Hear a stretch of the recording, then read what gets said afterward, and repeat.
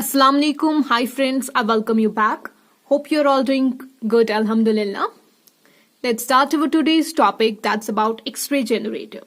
Well, मैंने ये topic X-ray generator divide किया into various lectures. तो आज जो मेरा lecture रहेगा, it will be lecture 1 on X-ray generator. And it will be about introduction to X-ray generator and basics of transformers used in X-ray generator.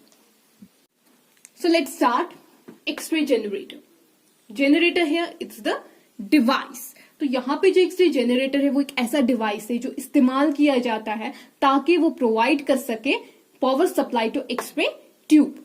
X ray tube को power supply की जरूरत इसलिए होती है ताकि वो प्रोड्यूस कर सके एक्सरेज, क्योंकि production of x-rays x-ray tube में होता है, फिलामेंट में। तो फिलामेंट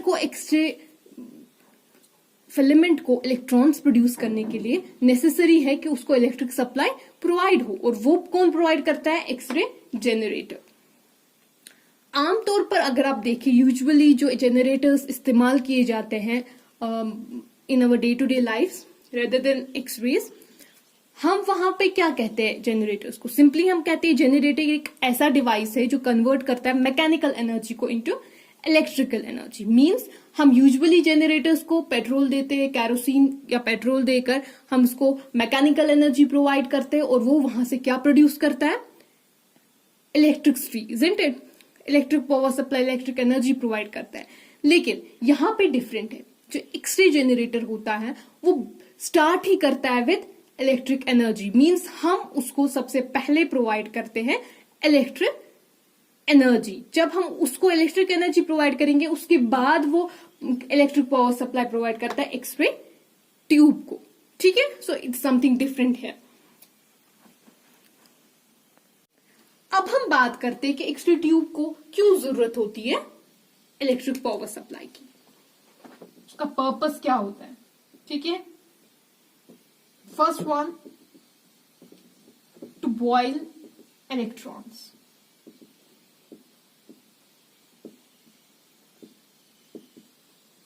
From the filament.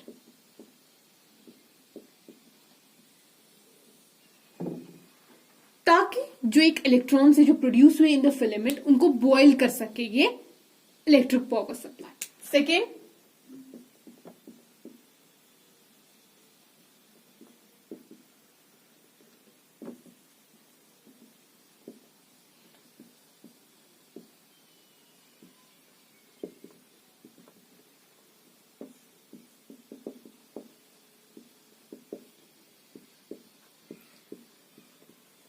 तो दूसरा जो इसका पर्पस होता है वो होता है ताकि एक्सेलरेट कर सके इलेक्ट्रॉन्स को from cathode filament to anode. Cathode जो फिलामेंट है वो कहां पे है? वो कैथोड में ही है ना।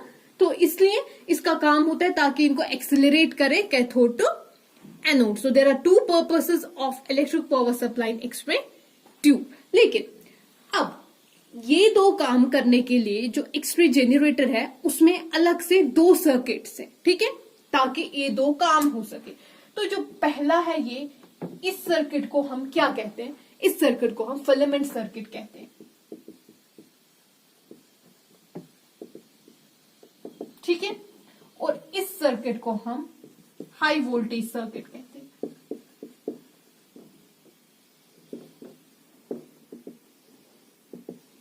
तो दो सर्किट्स जो जनरेटर में होते ताकि ये दो काम हो सके वो कौन कौन से हैं? Filament circuit and high voltage circuit in x-ray generator. जो फिलामेंट सर्किट है वो बॉयल करता है इलेक्ट्रॉन्स को फ्रॉम द फिलामेंट, और जो हाई वोल्टेज सर्किट है उसका काम होता है कि एक्सेलरेट कर सके इलेक्ट्रॉन्स को फ्रॉम कैथोड टू एनोड। अब तीसरा, यहाँ पे एक तो मैंने ये वाला सर्किट मेंशन किया, दूसरा ये वाला है, तीसरा और एक सर्किट है यहाँ पे जिसको हम कहते हैं timer mechanism.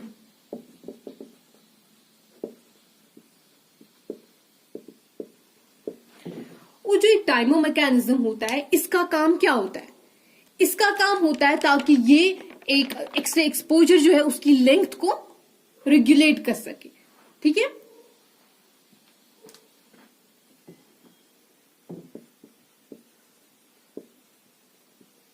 Regulate exposure time. Exposure time हम इस सर्किट में रेगुलेट कर सकता है, मींस उसका जो काम है वो यहां पर होता है जनरेटर में, टाइमर मैकेनिज्म सर्किट। ठीक है, सो दीज आर 3 सर्किट्स जो एक्स रे जनरेटर में होते हैं और इनका अलग अलग काम होता है। जो यहाँ पे अब ये filament circuit, high voltage circuit है, इनके बारे में हम आगे जाके पढ़ेंगे। पहले हम rest of the things complete करें, उसके बाद हम फिलामेंट सर्किट और हाई वोल्टेज सर्किट पे आएंगे इन अवर नेक्स्ट लेक्चर्स। तो अब हम बात करते हैं जो एक्स-रे जनरेटर है, इसका जो काम होता है, इसका जो हम कह सकते हैं कि जो इसका मैकेनिज्म होता है काम करने का, वो कैसे होता है। तो जो एक्स-रे जनरेटर में काम होता है उसका मैकेनिज्म वो 2 सेपरेट कंपार्टमेंट्स में होता है। फर्स्ट वन, 2 कंपार्टमेंट्स है इसमें, 2 compartments in x ray generator.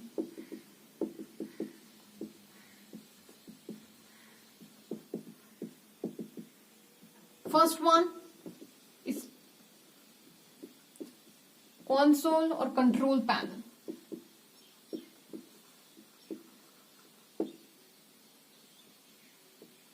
Second one, it is transformer assembly.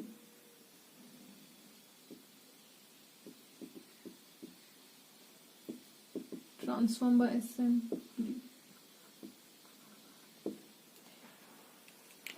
So these are 2 compartments. Let's discuss them one by one. पहला कंट्रोल पैनल और कंसोल। तो ये वाला कंपार्टमेंट, जो पहला कंपार्टमेंट है, यहां पे सिर्फ काम इतना होता है इसका कि ये appropriate KVP, MA and exposure time रखने में हेल्प करता है, ताकि हमारा जो एग्जामिनेशन, रेडियोग्राफिक एग्जामिनेशन हो, उसके लिए केवीपी, एमए और एक्सपोजर टाइम रख सके हम। तो यहां पे आप याद रखें, जो कंसोल एंड कंट्रोल पैनल है, इस कंपार्टमेंट में प्रेजेंट होता है टाइमर मैकेनिज्म सर्किट। ठीक है, क्योंकि टाइमर मैकेनिज्म सर्किट जो है उसका काम भी यही होता है कि वो क्या करता है, रेगुलेट करता है लेंथ ऑफ एक्स-रे एक्सपोजर, जो मैंने ऑलरेडी कहा। तो ये सर्किट अब कहां पे होना चाहिए, कॉमन सेंस है, it must be in console और कंट्रोल पैनल में। ठीक है, अब जो ये कंट्रोल पैनल होता है, इसमें क्या होता है, मीटर्स अवेलेबल होती है जो मेजर करते हैं actual MA and KVP during the exposure. और यहां पे मीटर्स के साथ साथ 2 बटन्स होते हैं। पहला बटन जो होता है उसको हम स्टैंड बाय बटन कहते हैं, एक्सपोजर बटन स्टैंड बाय, जो रेडी करता है एक्सरे ट्यूब को ताकि वो हीट कर सके फिलामेंट को और इलेक्ट्रॉन्स प्रोड्यूस कर सके, और रोटेट कराता है हमारे एनोड को। और दूसरा बटन यहां पे होता है जिसको हम एक्सपोजर बटन कहते हैं, जो क्या करता है, जो स्टार्ट करता है एक्सपोजर को। ठीक है, तो हम सिंपली लिख सकते हैं यहां पे ये होता है जो कंसोल होता है, it's for operating MA KVP and exposure time।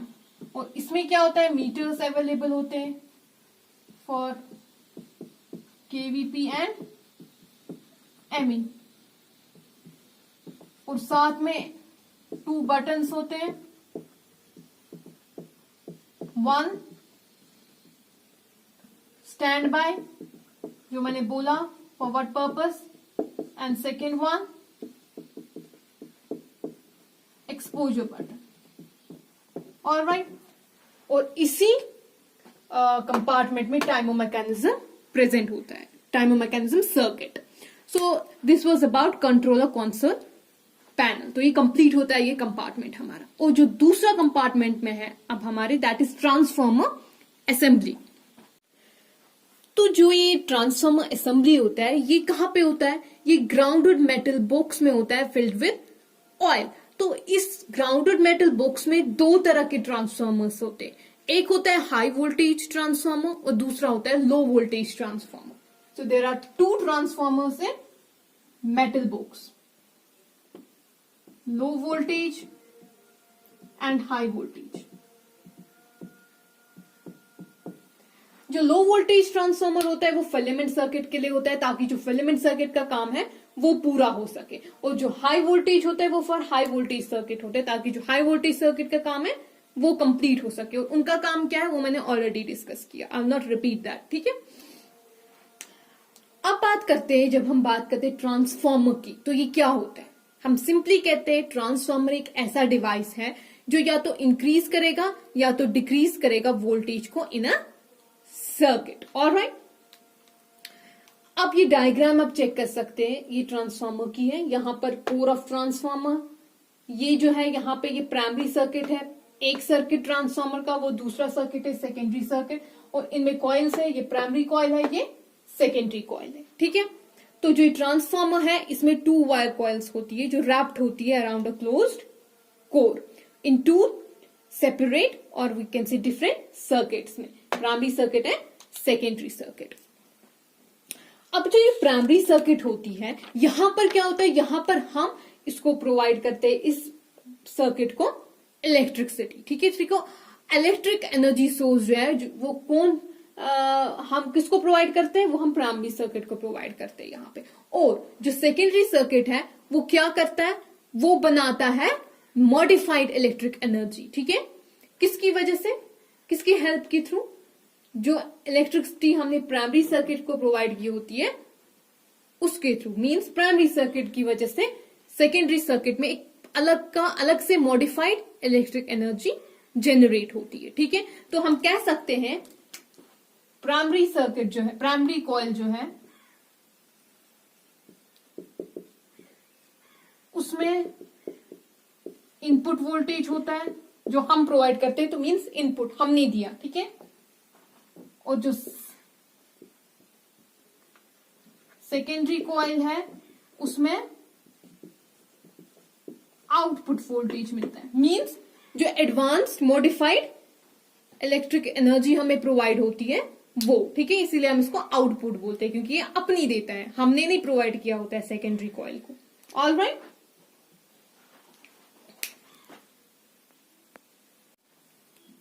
तो बेसिक थिंग जो आपको याद रखना है ट्रांसफार्मर में, कि जो ट्रांसफार्मर है वो हमेशा एसी करंट पे काम करता है, मींस अल्टरनेटिंग करंट। तो जब हम एक प्राइमरी कॉइल को अल्टरनेटिंग करंट प्रोवाइड करते हैं तभी जाकर पॉसिबल है कि सेकेंडरी कॉइल में modified electric power supply produce हो, वरना अगर हम डीसी करंट, डायरेक्ट करंट का इस्तेमाल करेंगे प्राइमरी कॉइल को देकर, तो चांसेस ही नहीं है कि जो सेकेंडरी कॉइल है वो प्रोड्यूस कर सके modified electric power supply. So that's the basic reason why we use AC current only in transformer.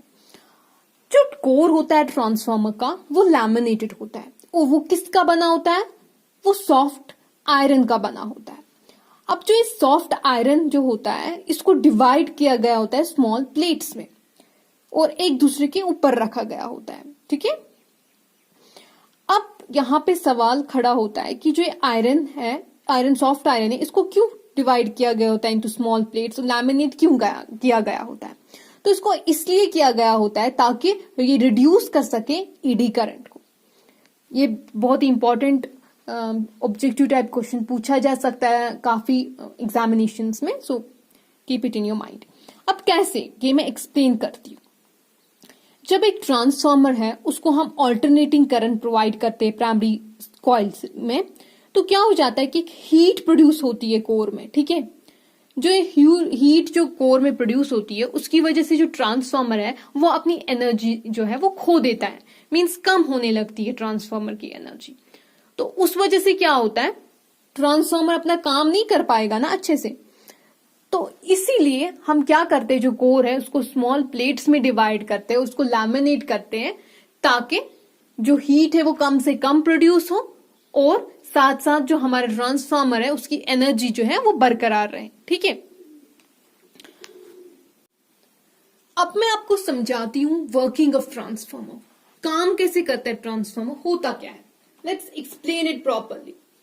तो जब मैंने एक प्राइमरी कॉइल में, प्राइमरी सर्किट में एक एसी करंट मैंने इसको प्रोवाइड किया विद एसी करंट, उससे क्या होगा कि जो कोर है उसमें मैग्नेटिक फील्ड जो है वो क्रिएट होता है। ठीक है, कोर के अंदर मैग्नेटिक फील्ड क्रिएट हो गया और उसकी वजह से क्या हो जाता है, उस मैग्नेटिक फील्ड की वजह से जो सेकेंडरी कॉइल होती है उसमें मॉडिफाइड इलेक्ट्रिक करंट प्रोड्यूस होती है। ठीक है, तो हम कह सकते हैं कि मॉडिफाइड इलेक्ट्रिक करंट कैसे प्रोड्यूस हो गई है, जब प्राइमरी कॉइल में जो करंट प्रोवाइड की थी हमने उसकी वजह से जब कोर में मैग्नेटिक फील्ड प्रोड्यूस हो गई, उस मैग्नेटिक फील्ड की वजह से सेकेंडरी कॉइल में मॉडिफाइड इलेक्ट्रिक करंट प्रोड्यूस हो गई। ठीक है, अब इसको देखकर हम नहीं कह सकते कि जो ट्रांसफॉर्मर है वो किस पर काम करता है, वो काम करता है on the principle of electromagnetic mutual induction. ठीक है, हम लिख सकते हैं यहां पे ट्रांसफॉर्मर जो है ये वर्क करता है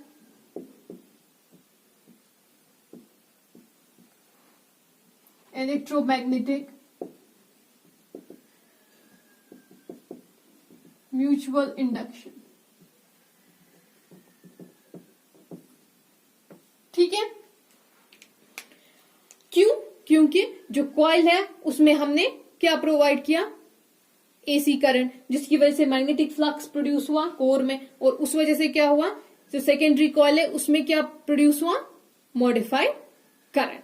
ठीक है, उसी को हम कहते हैं इलेक्ट्रोमैग्नेटिक म्यूचुअल इंडक्शन। और जो म्यूचुअल इंडक्शन का ऐसा यूनिट है दैट इज हेनरी।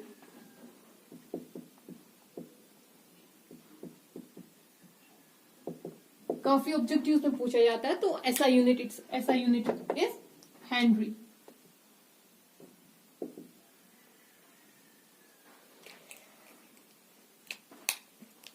एक चीज आपको याद रखनी है हमेशा यहां पे, रिमेंबर, जो करंट जो होती है प्राइमरी सर्किट में, जो ये प्राइमरी कॉइल में हमने प्रोवाइड की होती है और जिसकी वजह से मैग्नेटिक फील्ड कोर में आता है, हमेशा याद रखें जो मैग्नेटिक फील्ड है वो या तो इंक्रीज या तो डिक्रीज करना चाहिए, तभी जाके जो सेकेंडरी कॉइल है उसमें क्या होता है, उसमें करंट प्रोड्यूस होती है, कौन सी, मॉडिफाइड। जब तक कि यहाँ पे मैग्नेटिक फ्लक्स जो है वो इंक्रीज या डिक्रीज ना हो तब तक यहाँ पे करंट प्रोड्यूस नहीं होगी। अगर यहाँ पर इधर पे जो मैग्नेटिक फ्लक्स है वो कांस्टेंट रहा तो पॉसिबल नहीं है कि जो सेकेंडरी कॉइल है यहां पर क्या प्रोड्यूस होगा, modified electric current. So make it sure कि जो कोर है उसमें जो मैग्नेटिक फ्लक्स प्रोड्यूस हो वो या तो इंक्रीजिंग स्टेट में होना चाहिए या तो फिर डिक्रीजिंग स्टेट में होना चाहिए। So this was all about today's topic, that was about introduction to x-ray generator and basics of transformer. तो जो हमारा नेक्स्ट लेक्चर रहेगा it will be same on topic x-ray generator and it will be about laws of transformer and auto transformer.